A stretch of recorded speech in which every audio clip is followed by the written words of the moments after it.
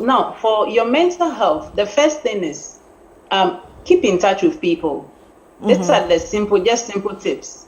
Assuming maybe you live alone or you're going through a hardship, I mean, always try to talk to someone. It doesn't matter, because when you keep in too much into yourself, you become overwhelmed and your system may break down or you may get triggered. So always let's keep in touch with others. It may not necessarily be maybe your friend or maybe your mom or your parents.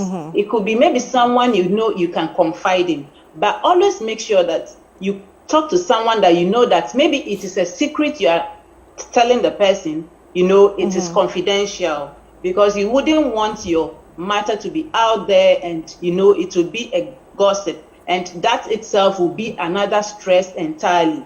That is one. Another thing is eating well. If you eat, we should all eat nutritious food, balanced diet. You know, it is good. Drinking more, taking more water, it is good for us. Getting enough sleep. Getting enough sleep is very, very important.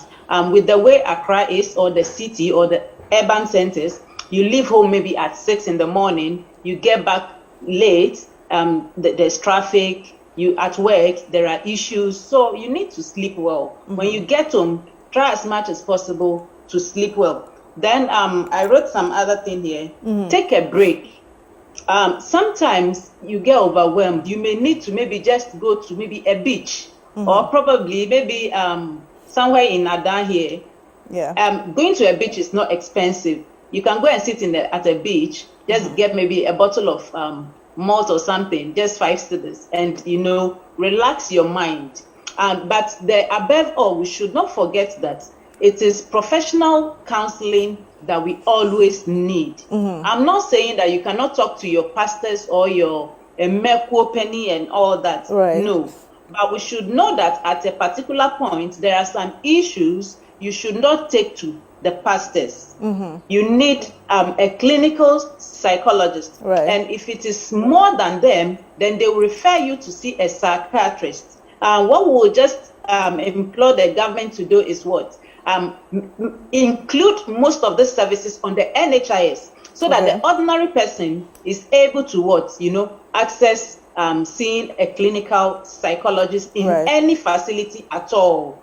And another thing is, well, because of what I do, there will be a project to be coming on to whereby will be giving such services to people, and it's going to be really, really exclusive service. As of when it comes up, I would let people know about it. Very well. Yes, but always mind your mind. Thank you. Very well. I hear you on the point of always speaking to someone and sharing when necessary. But what options are available to persons who don't exactly like to share or are not comfortable sharing with people, or may not even have anyone they think they can trust to speak to? What are the options available to them?